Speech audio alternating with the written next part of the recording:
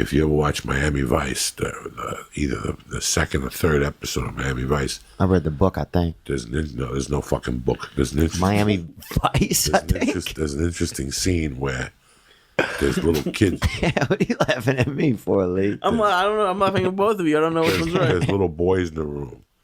Oh, wow. And there's a drug dealer cutting the deal. There's a drug dealer cutting the deal, but he's got like a coin Yeah. in his hand.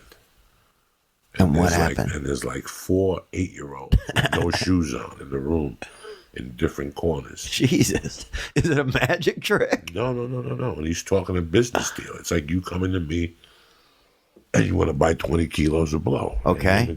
And what are the little boys doing? Just chilling. They're like fucking assassins. Oh, really? The 8-year-old assassins that come from fucking huts with their family. Jesus. And they're just waiting for their next assignment. They're all probably packing a gun or a knife, and they got no shoes on. But this drug dealer would play with a coin, and he would talk to the people with the way I'm talking to you. And then from time to time, it would just flip the coin in the air. When that coin landed, one of those shoeless kids would run out and fucking pick it up like it was a fortune. Wow. You know, and I remember thinking years later about that scene, how that's how, you know, Pablo Escobar got those kids to love him in Colombia. Yeah. He went to the poor kids that had no options, and he said, "Dog, I'm gonna put $1,000 in your pocket every week, but you're gonna kill motherfuckers for me." Just like that, no questions asked. But it gave him a feeling of purpose. Well, you know, I mean, money talks and bullshit walks. Yeah. At the end of the day, money talks and bullshit walks. Really does. I could blow smoke up your ass, or I could put 2 G notes in your hand every week when you've never had a dollar bill in your hand. Yeah. And tell you, look, I'm just going to send you to people's houses. Yeah. I want you to slit their throats, kill their kids, their mothers, the dogs. Jesus. If they got goldfish, I want you to poison them too. Jesus. You know, that's how do you think? With rat poison or something? Whatever. poison. It's just a point. Fucking fish poison. It's just a fucking point I'm trying to make, that's how you get, God, you know, take an American ghetto here. You know, that's why they call it a social, sad, bro. social color economic. They call it a crisis. Not a crisis. It's coming from somewhere poor. Yeah. And what you need to do to get out of that situation. Yeah, you don't know anything better, man. And yeah, you just, I mean, dude, they had this guy when I was growing up named Eddie, right? And he could have been fucking 13. He could have been about 16 or fucking 50, right? I don't know what he was. But he always drove, he had a 5.0 Mustang, you know? Or he drew 5.0 on the side of it or whatever. I don't even remember. It could have been a fucking, it could have been a Pontiac Renault or whatever. I don't know what it was. But he always had these 2 girls, bro, sitting on the back of it. And that dude was the king, you know? Whatever he said when I was a kid, we would have done it. Because to him, he was the king. He had a piece of shit Mustang, but he had the Mustang, you know? And he was a champ. And he would buy, you know, the chicks would have like daiquiri drinks, bro. And every now and then he'd floor it and one of them would go rolling out the fucking back right onto the concrete, bro. What did he do for a living? I don't know. And I didn't care. But if he would have said something to do, like, come do this, like, when I was a kid, I would have done anything he said because he hung out with us and he spent time with us. You know, he'd throw the football around with us. And he was a good guy, I think, you know. I mean, I still think he is a good guy. How older than you was he? He'd probably maybe 7, 8, 10, 12 years.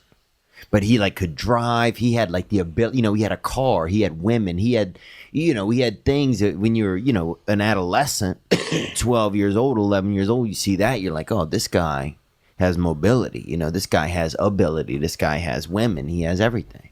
So, anyway, I'm just saying I can see how, you're not thinking about anything else when you're that age and you have nothing. Remember when you're young and you get influenced? Oh, yeah. I wouldn't get influenced. Mm-hmm. But I'd look at guys. There was this guy that I hung out with that was always at the bar in the daytime. He was really good looking. Mm-hmm. Not Samuel, huh? No. If I was 17, he was probably 22. No, I think this guy Samuel's older than that. And it was a bunch of guys that hung out. But I'm thinking about him in particular. And he drove a Corvette. But he didn't have a job.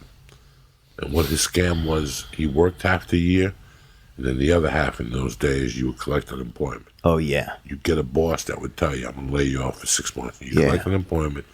Party cripples, they used to call them by us. And then you'd either take book or sell coke, and that's a great living because you're clearing $1,600 a month already. You sell coke, and this guy would drive a Corvette. He was a piece of shit, or he wasn't a piece of shit. I mean, He probably was. he wasn't a piece of shit. He was. He didn't have no career. Is what Right. I'm trying to say. He wasn't a role model. But his girlfriend owned the business, and she had money. Yeah. And I remember how that appealed to me for about a month, and I was like, "There's no appeal in that. I want my own money." Right. Like, you know what I'm saying? Like, you learn through life. Like, for a month, he impressed me that he had a girlfriend that paid the bills. But even at that early age, I was like, he don't impress me, Right. because he ain't paying the fucking bills. Not that I could pay the bills at that time either. I couldn't Right. pay no bills till I was 40. But it's just crazy the people that you look at and you're impressed with. You know, it's like when you watch those fucking movies. Like I was watching the other night, Empire was on. You ever watch Empire? It's like the worst drug movie in the world. But it's on BET once a month. It's one of those movies that's always on between 7 and 9 when you got a spot at the store at 10:30. Oh, yeah. And you got no choice but to watch it because there's nothing else on fucking TV. Yeah. It's either that or bull racing live from Bulgaria on ESPN or some shit. And there's one scene where a guy goes up to him. John Leguizamo's like a street drug dealer. Yeah. And he goes up to him and he's like, "Hey man, I really want to, can I cut you a deal?"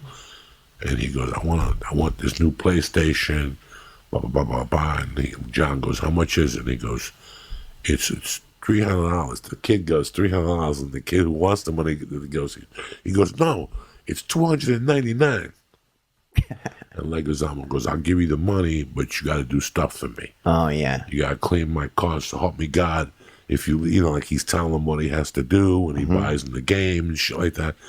You know, those kids grow up wanting to be a drug dealer. Oh, yeah, yeah. This guy Right, because used that's to the first give person that that's gets the first person who gets them. Yeah.